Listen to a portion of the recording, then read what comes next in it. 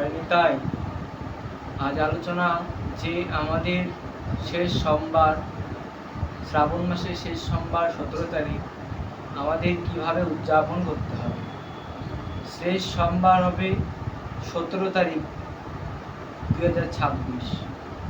আমরা কিভাবে উদযাপন করব এই শ্রাবণ মাস, কি আমাদের দ্রব্য প্রয়োজন, সামগ্রী প্রয়োজন, ভগবান শিবকে কিভাবে প্রসন্ন করা যাবে, আজ এই নিয়ে আলোচনা।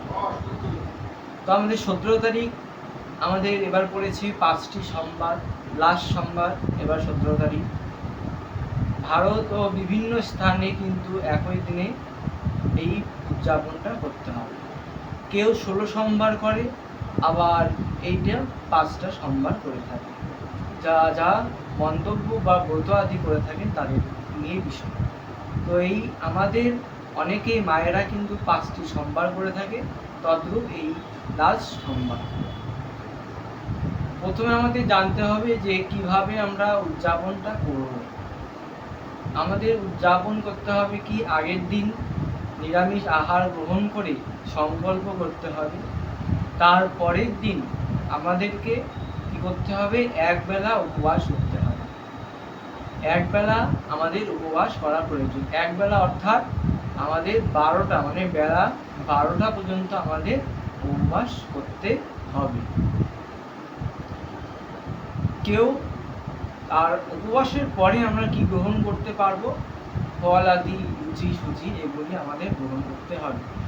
যে কোনো ব্রত করুন না করুন আমাদের করতে হবে কি, পঞ্চ রবিশস্য বর্জন করতে হবে।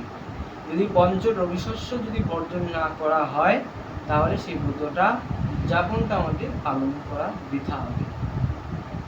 আমাদের ব্রত বলা চলে বা উদযাপনও বলা চলে, কারণ আমাদের এই মাসটা হলো পবিত্র মাস, শ্রাবণ মাস, ভগবান শিবের হলো কি প্রিয় মাস।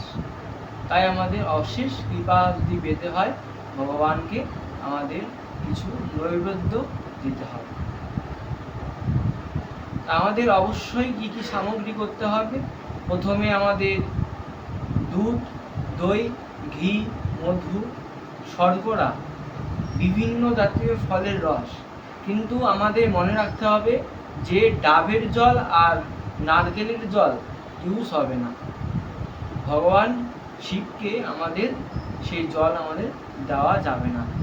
আর বাদ বাকি মৌসুমীর রস, ডালিমের রস, এগুলি দিয়ে আমাদের অভিষেক বা জল ঢালতে পারবে।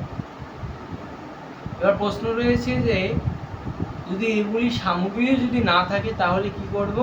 এগুলি সামগ্রী যদি না থাকে আমাদের কি করতে হবে, শুধু জল দিয়ে আমাদের ভগবানকে ভগবানকে অভিষিক্ত করতে হবে। যদি সামগ্রী থাকে, আপনাদের আর্থিক ব্যবস্থা থাকে, খুব সামান্য দিয়ে আমরা ভগবানকে প্রসাদ, কারণ ভগবান শিব হলো ভোলা মহেশ্বর। তদ্রূপ আমাদের এগুলি কিছু সামগ্রী অবশ্যই নিতে হবে। ফুলের মধ্যে আমাদের কি নিতে হবে, আকন্দ ফুল, ধুতরা ফুল, নীলকণ্ঠ ফুল, করবী ফুল, কাঠকরবী ফুল, বেলপাতা। বেলপাতার বিশেষ মাহাত্ম্য রয়েছে। আমাদের 3টা বেলপাতা যুক্ত করে ভগবানকে আমাদের নিবেদন করতে হবে। 3টা বেলপাতা আমাদের যুক্ত থাকতে হবে। তার মধ্যে 3টা বেলপাতার মধ্যে ওম ওম করে লেখা থাকবে, আর ভগবানকে উল্টা করে, মানে বেলপাতাটা উল্টো করে আমাদের ভগবানকে দিতে হবে। এবার প্রশ্ন রয়েছে যে আমরা শেষ সোমবারে বেলপাতা কয়টা দিতে পারবো। যাদের যাদের সামর্থ্য থাকে তাদের 108টা, আর যদি না থাকে 28টা, যদি তারও কম থাকে 11টা, তারও যদি কম থাকে 8টা, তারও কম থাকলে 3টা, এইভাবে আমরা করতে পারব। নিজে সামর্থ্য অনুযায়ী আমরা জোগাতে হবে। এইভাবে আমরা কিছু ফুল আদি সামগ্রী আমাদের অর্জন সামগ্রী করতে হবে সেই দিনটা, 17 তারিখ সোমবার। আর নৈবেদ্যের মধ্যে কি করতে হবে, নৈবেদ্যের মধ্যে আমাদের হচ্ছে আমাদের আতপ অন্ন, মানে আতপ চাল, কলা, আমাদের বেল, এগুলি সামগ্রী আমাদের অর্জন করতে হবে। সোমবার, লাস্ট সোমবারে আমাদের প্রিয় মাস এবং শেষ সোমবার। কেউ আবার 16 সোমবার করে থাকে, 16 সোমবারে প্রথম থেকে আমাদের সংকল্প করতে হবে 16 সোমবারে। আর এটাই হলো 5 তারিখ, মানে 5টা আমাদের যে সোমবার পড়েছে, 5টা সোমবারে বিশেষ বিশেষ মাহাত্ম্য রয়েছে। আর এই সোমবারে আমাদের তিল দান করবেন, তিল বা আতপ চাল আমাদের অবশ্যই ভগবানকে দান করবেন। আর যদি কেউ আবার অনেকেই বলে থাকেন কি সারাদিন উপবাস করতে পারবেন, সন্ধ্যাবেলায় আবার খেতে পারবেন। যার যার মনস্কামনা তাদের সেই বিষয়টি, যারা পারবেন তারা করবেন, আর যারা পারবেন না তাদের 12টা পর্যন্ত আমাদের উপবাস করতে হবে। তারপরে আমাদের রুচি সুচি কিছু গ্রহণ করতে পারবেন, কেউ রবি শস্য গ্রহণ করতে পারবেন না। তাই আমাদের এই বিষয়টি মনে রাখা প্রয়োজন। তারপরের দিন আমাদের কি করতে হবে, উদযাপনটি বিশ্রাম নিতে হবে। কিভাবে বিশ্রাম করবেন, ভগবানকে কিছু ভোগ আদি সামগ্রী আপনারা যদি অন্য অন্য ব্যঞ্জন গ্রহণ করতে পারেন তাহলে ভগবানকে দিতে পারবেন নিষ্ঠা সহিত, ভক্তি সহিত, প্রেম ভক্তি সহিত আমাদের ভগবানকে দিতে হবে। আর কিছু কিছু বৈষ্ণব আদিকে আমাদের ভোজন করাতে হবে, কিছু বাচ্চাদেরকে ভোজন করাতে হবে। এইভাবে আমরা উদযাপনটা শেষ করতে পারব। যে 5টা যে সোমবার করে আসছি সেই থেকে 5টা সোমবারে শেষ হলো, তদ্রূপ এইভাবে আমাদের উদযাপনটা লাস্টে এইভাবে আমাদের করতে হবে।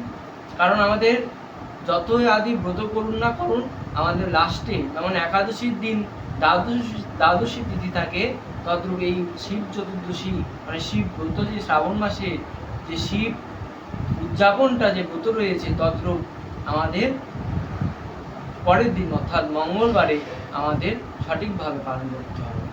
9টার দিকে আমাদের পালন করে নেবেন। যদি পালনটা কিভাবে করবেন, শিব ঠাকুর বা শ্রীকৃষ্ণের যে অধরামৃত প্রসাদ আমাদের গ্রহণ করে পালনটা করবেন। তারপরে কিছু বৈষ্ণবাদী আপনারা সেবা করাতে পারবেন। এইভাবে ব্রতটা সমর্পণ হবে। যারা যারা 16 সোমবার করেন, যদি করে থাকে তারাও এইভাবে করতে হবে। কারণ আমাদের উদযাপন ব্রত করলে আমাদের কিছু নিয়ম আদি মানতে হবে। নিয়ম যদি আমরা না মানি তাহলে সেই বিষয়টি হবে না। তদ্রূপ 16 সোমবার করলেও পরের যে মঙ্গলবার আসছে সেই মঙ্গলবারে আমাদের কি হবে, উদযাপনটা বিশ্রাম দিতে হবে।